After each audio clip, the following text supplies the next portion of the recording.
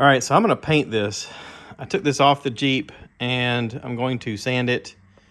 I've taped off the areas I don't want any paint on, but I'm gonna sand it with some, probably some 120 first, and then maybe some 220, and then wipe it really good and paint it with gloss white and some clear.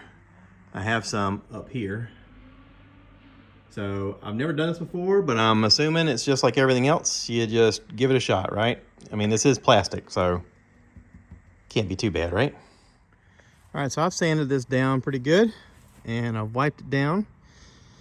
I'm letting it dry out now a little bit, and then I'll come out here and spray some white and then let that dry, maybe do a couple coats and then do some clear. Got everything taped off like I need to. I'm probably gonna put something underneath this so this doesn't touch at the bottom. Yeah, let's do that. All right, that's after spraying it one coat. We'll let this dry for a while, and I'll come here and spray it again. Let it dry, and then put some clear on. All right, what I found by doing this little project is that the Rustoleum satin works better than the Rustoleum gloss. The gloss, for some reason, wants to run, doesn't want to sit still. The satin settles more. Yeah, so anyway, I do have this clear gloss that I'm going to put over it and just see how that looks. If it looks terrible, I can sand it off and start over, but now I know to go with the satin instead of the gloss version.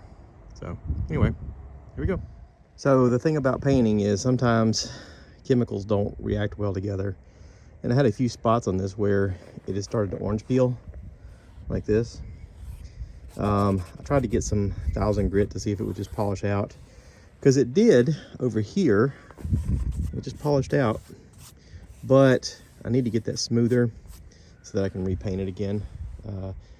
Once I get this done, I'm going to, once I get it sanded, I'm going to use the white satin on here, because I think that finish just does better than the gloss again. So anyway, let me get to it. Still having an issue with painting this.